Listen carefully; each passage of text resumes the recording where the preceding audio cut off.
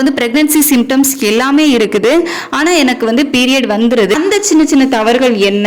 Early மார்னிங்ல நீங்க வந்து ஹஸ்பண்ட் அண்ட் ஒய்ஃப் ஒன்னா இருந்தீங்க அப்படின்னா பேபி ஃபார்ம் ஆறதுக்கான வாய்ப்புகள் வந்து அதிகமாவே இருக்கும். உடனே வந்து பெண்ணோட உடம்புல இருந்து ஆணுறுப்பை வந்து வெளியே எடுக்க கூடாது.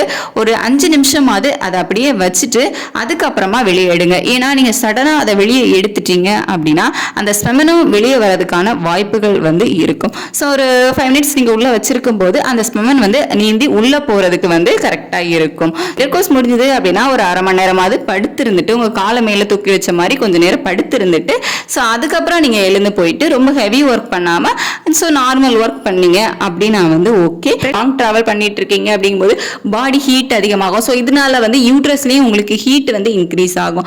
ஸோ அப்படி யூட்ரஸ்ல வந்து யூட்ரஸ் சூடு கர்ப்பப்பை சூடு வந்து அதிகமாகுது அப்படிங்கும்போது அங்க பேபி ஃபார்ம் ஆயிருந்துச்சு அப்படின்னா மிஸ்கேரேஜ் நடக்கிறதுக்கு வாய்ப்புகள் இருக்கு. உங்களுக்கு தெரியாமலே போயிடும். ஏன்னா உங்களுக்கு வந்து பீரியடா வந்து வெளியே வந்துடும்.